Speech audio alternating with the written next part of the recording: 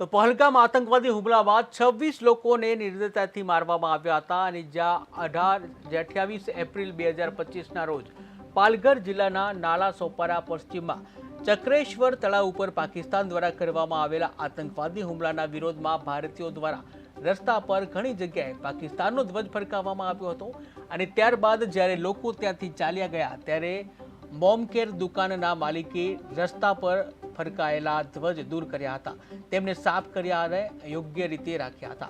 ત્યારે દેશમાં રહેતા આવા દેશદ્રોહીને રાજદ્રોહ હેઠળ એફઆઈઆર દાખલ કરીને વહેલી તકે ધરપકડ કરવી જોઈતી હતી. આ કેસમાં રાજેશ દીનાનાથ પાલે 29 એપ્રિલે નાલા સોપારા પોલીસ સ્ટેશનને ફરિયાદ નોંધાવવા માટે પત્ર આપ્યો હતો, પરંતુ હજુ સુધી એફઆઈઆર નોંધવામાં આવી નથી. આના વિરોધમાં નાલા સોપારા પશ્ચિમ ચક્રેશ્વર તાલાબની જે બહાર રસ્તા પર એક મોટો પાકિસ્તાની ધ્વજ બનાવીને ચોંટાડવામાં આવ્યો અને રસ્તા ઉપર પાકિસ્તાન મુલતવી રાખ્યું હતું.